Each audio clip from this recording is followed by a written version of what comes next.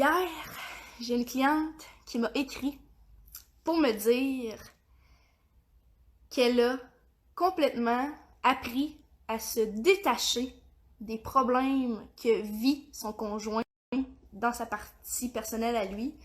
Et ça me fait chaud au cœur parce qu'on a souvent tendance à prendre les problèmes des autres sur nos épaules, surtout quand on est en relation, pour alléger l'autre personne dans sa douleur. On en prend sur nous. Par contre, ce n'est pas bien de faire ça. Il faut pas s'imprégner des problèmes des autres. Il faut être capable de soutenir l'autre personne dans ses difficultés qu'il rencontre ou qu'elle rencontre. Mais il ne faut pas prendre sa douleur sur nous. Quand ça ne nous appartient pas le problème, ça ne nous appartient pas. Hier, elle m'a dit qu'elle a été capable de guider son conjoint pour se délier de ce problème-là sans tomber. Ensuite, j'ai une autre cliente qui vivait énormément d'anxiété. Elle en vit encore, là, mais elle vivait énormément d'anxiété avant et elle tombait dans ses patterns de pensée rationnelle, ses schémas, en fait, son petit hamster qui n'arrêtait pas de rouler. Et lorsqu'elle faisait ça, elle avait tendance à énormément s'isoler. Mais elle s'isolait pendant 1-2 journées complètes, des fois même plusieurs jours. Et ça la paralysait. Donc, elle s'isolait et elle restait seule avec elle-même au lieu d'en parler, de ventiler et de pouvoir faire en sorte que la crise diminue. Maintenant, ce qui est vraiment hot, c'est qu'elle ne s'isole plus, elle va chercher de l'aide et elle prend conscience que les situations sont temporaires et que ça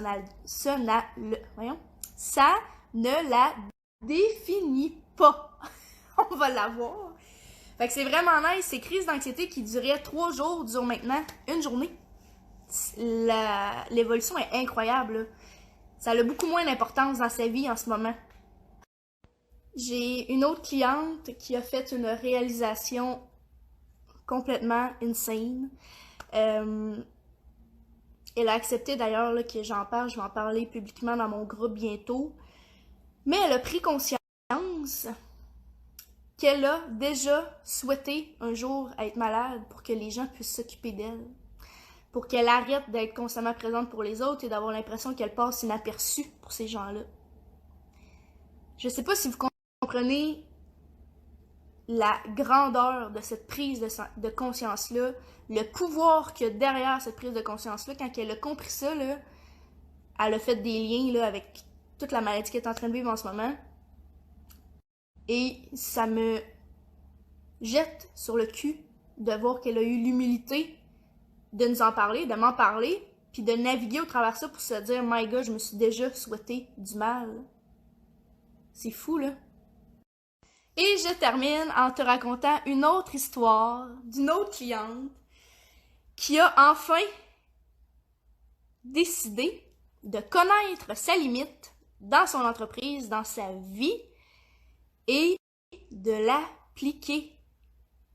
Pas juste de l'appliquer, là, de respecter cette limite-là.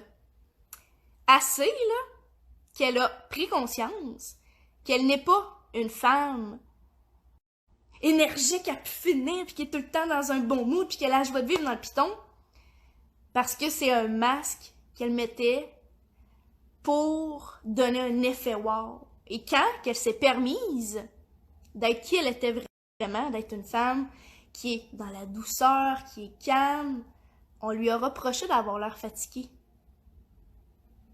C'est fou, hein? Mais ça faisait tellement des années qu'elle se cachait sous ce masque-là que maintenant les gens trouvent ça bizarre.